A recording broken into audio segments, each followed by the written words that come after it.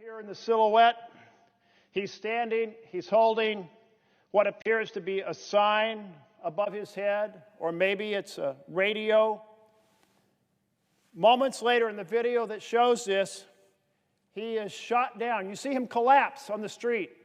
Peaceful protester standing, making his case as guaranteed by the Constitution of the United States of America, and he is shot square between the eyes by President Trump's forces deployed without permission and no coordination with the local representatives or the governor of the state of Oregon.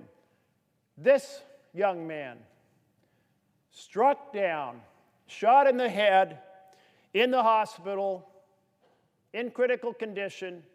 He's doing better now, thankfully.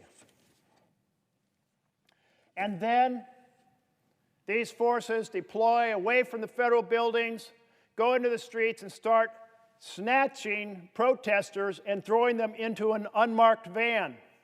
Vans like this one right here. One young man said, "I was terrified." He said, "I didn't know who these people were. They wouldn't identify themselves." There's a video of people saying, "Who are you all?" And they won't answer. They grab him. He thinks they might be those folks from the right-wing protesters who come in camouflage. He may be being kidnapped. He doesn't know. Even after he's thrown into a jail cell, it's not explained why they grabbed him off the street. Secret police, unmarked, patrolling streets, throwing people into unmarked vehicles and sweeping them away. That's what you get from authoritarian dictators.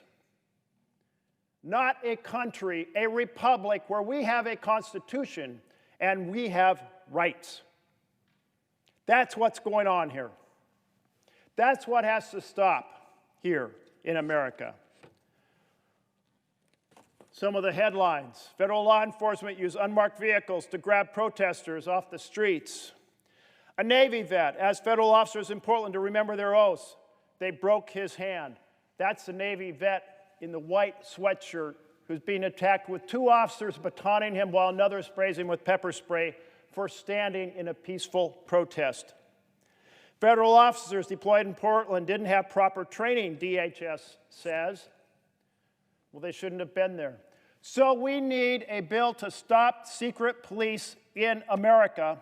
We need a bill done as an amendment on this bill right now. On this bill we're considering about military force. A bill which says your organization has to be identified on your uniform. That says there has to be a unique identifier so you don't think you can just get away with anything and abuse people and never be held accountable. A bill which says if you're there on a mission to defend monuments or buildings, you defend monuments or buildings, you don't go out through the streets. You want to become crowd control in the streets and take over a city, you have to have the permission of the mayor or the permission of the governor. And that the federal government, in transparency in our democracy, has to tell us all, as participants, as this we the people government, that they are disclosing how many people from where are being sent to what city. And this isn't just some small issue. This is the president saying yesterday, after bragging about what he has done in Portland to violate the rights of people, saying he's looking at New York and Chicago and Philadelphia and Detroit and Baltimore and Oakland, deploying these secret police tactics all over this country. And all I do right now is stand here and say I want a vote on ending these secret police practices in America. I say to every Republican colleague and every Democratic colleague, I want a vote. And I'm here in full partnership with my colleague from Oregon who shares this indignation, this outrage over the violation of the Constitution, who will share those thoughts, and then we will together ask to have a vote. What is this chamber if it cannot take on and hold a debate and a discussion over authoritarian secret policing strategies brought to the streets of America?